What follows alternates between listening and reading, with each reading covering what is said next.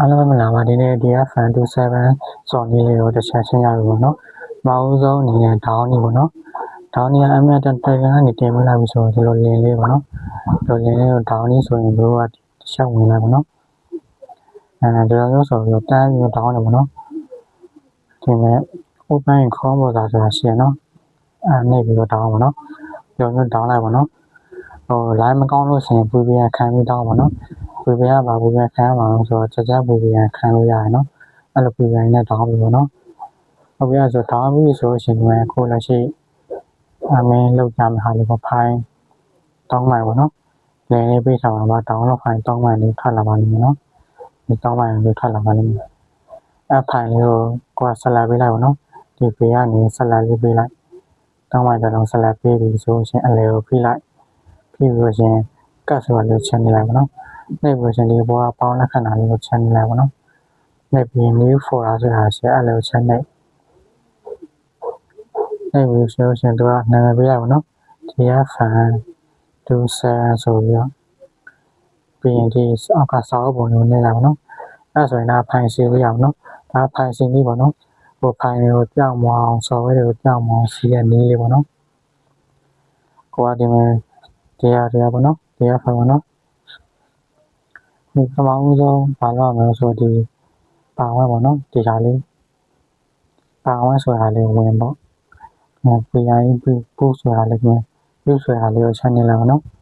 အဲ့လိုချက်ဝင်လာဝင်ပြီးတော့ဆိုရင်ဒီမှာ software လေးပေါ့နော်ဒီမှာ software လေးရှိပါတယ်နော်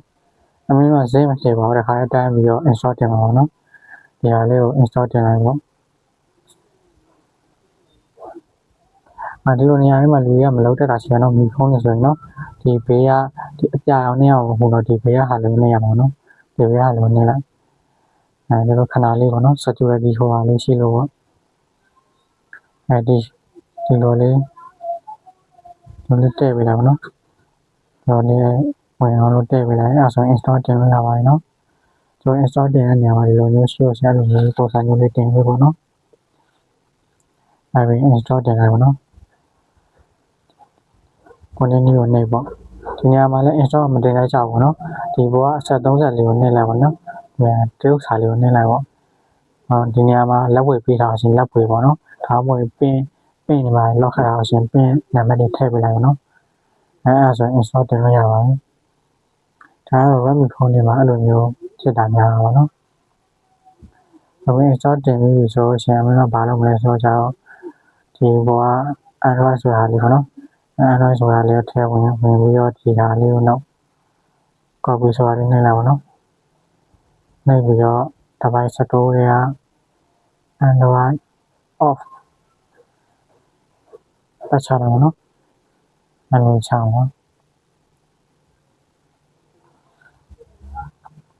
်ခုလိုမျိုး on လို့ data ထည့်တဲ့နေရာမှာတော့မရလို့ရှိရင်အမင်းရှေ့စုကုနဲ့လောက်ကြတာရှိရပါတော့ရှေ့စုကုနဲ့လောက်ကြတာအရင်လောက်ပြီး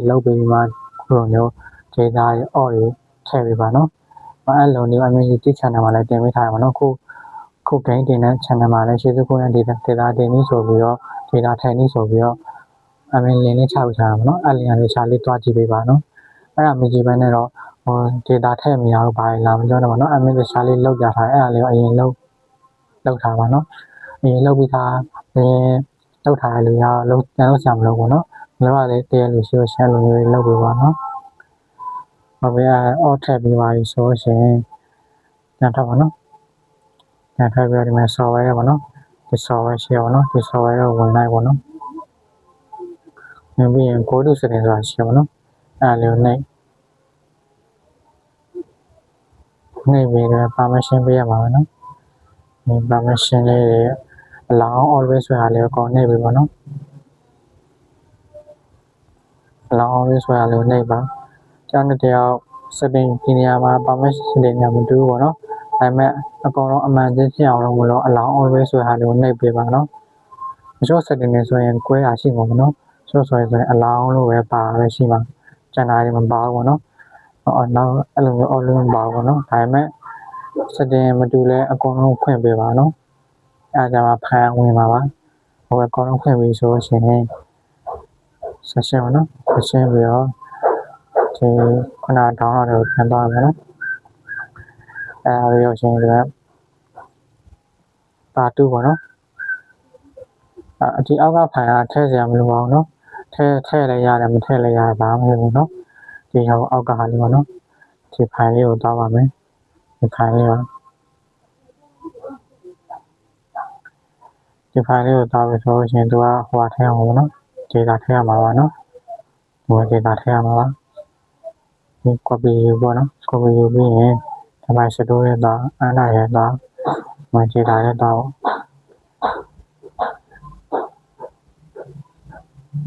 ဒီနေရာမှာတော့ဒီလိုမျိုးဒေတာထည့်လို့မရဘူးဆိုအမင်းလောက်ရထားတဲ့ဟာမျိုးရှိသူခုနဲ့အရင်လောက်ပါနော်လောက်ပြီးမှခုလိုမျိုးထည့်ပါနော်ဒီနေရာမှာနည်းနည်းလေးကြာပါနော်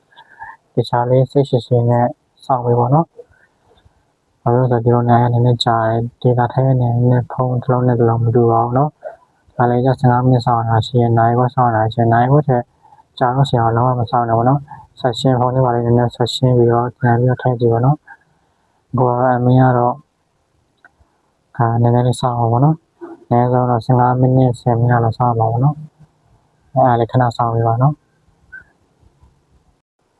ဘယ်ခုဆိုရင် data ထည့်ပြီးပါဘူးနော်ဒါ data ထည့်တာနည်းနည်းကြာလို့မလို့အမင်း video လေးမရိုက်ထားမိပါဘူးနော်နည်းနည်းလေးကြာတော့data ထည့်လေးကိုမရိုက်ထားလိုက်ပါဘူးဟိုနည်းနည်း200လောက်မှနည်းနည်းကြာနေပါမယ်နော်နောက်ပိုင်းကြာမှာdata ထည့်လေးကတော်တော်လေးတက်တာပါနော်ဒီမှာပါဒါလေးကိုနော်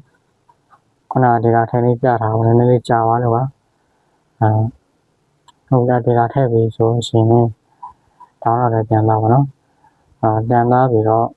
ဒီပထမဦးဆုံးတရားပါနော်ဒီ PC ကို install ပြန်တင်ပြလိုက်ပါနော်ဒါနောက်ဆုံးတော့မှဆင်ပါနော်ဒီနေရာမှာ install မတင်ဘူးဆိုရှင်လည်းပြန်ဆော့လို့မရပါဘူးနော်ဒါမို့ဒီနေရာမှာ install တင်ပေးဖို့လည်းလိုအပ်ပါတယ်ခုနအတိုင်းပါပေါ့နော်ညမှာ install တင်ရအောင်ဆိုလို့လုပ်ပြပါ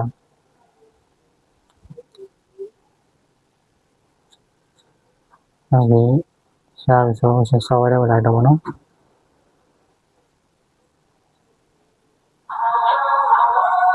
ဒါဆော့ရအောင်နော်ဟုတ်ကဲ့ဆက်ဆော့ပါပြီDFN 2 version 4ပါနော်ဒီနေရာမှာကိုယ့်ရဲ့အသက်လေးထည့်ခိုင်းတာပေါ့နော်ပေါ်ကြိုက်တယ်လို့ထည့်လို့ရပါတယ်နော်ဟုတ်နော်ထည့်ပြီးဆိုရှင်အမင်းနည်းနည်းလေးပါဆန်းပြီးဆော့ကြအောင်နော်ဒီကတော့သူကဟိုစာရဟိုပါပေါ့အင်္ဂလိပ်စာတော့မဟုတ်ဘူးနော်ဒါလေးစာလာလို့အဲ့လိုတင်နေပါနော်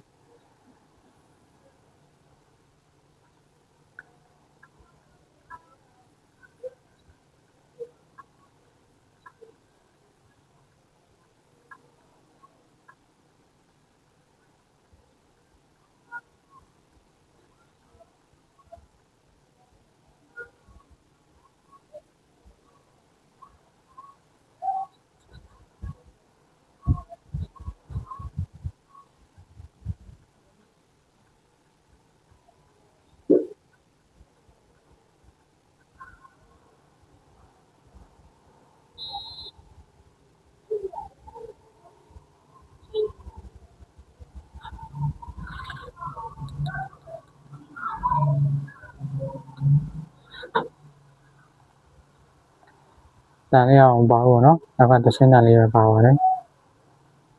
ကျောက်ခက်ကောင်ရှယ်ပါမယ်ဒီကခဏကျတော့ဆော့ရတာသူကကြောက်ပြိုးရပါတယ်နော်ကြည့်ရတဲ့ကင်မရာတွေပါအရင်အလံငွေပေါ့နော်ဆော့ရတော်တော်လေးဆင်ပြေတဲ့ဂိမ်းမှာသူကကြတော့setting တွေပါရတခြားလေးချိန်ပြီးတာပေါ့နော်စာရတဲ့ setting တွေချိန်ပြီးတော့တခြားလေးချိန်ပေးပြီးလာတော့သူကကြတော့ချားမောင်းတင်နဲ့ဆော့လို့ရတယ်နော်ဒါကြောင့်တို့ပြောနေကြမလို့ပါတော့ကိုပါကိုတခြားလေးကိုကြိုက်တဲ့ဟာလေးတခြားလေးစမ်းကြည့်ကြဖို့အကြံပေးချင်ပါတယ်နော်ဟုတ်ပြီအဲ့ဆိုအမင်းဒီလောက်နဲ့ဗီဒီယိုရနာပါ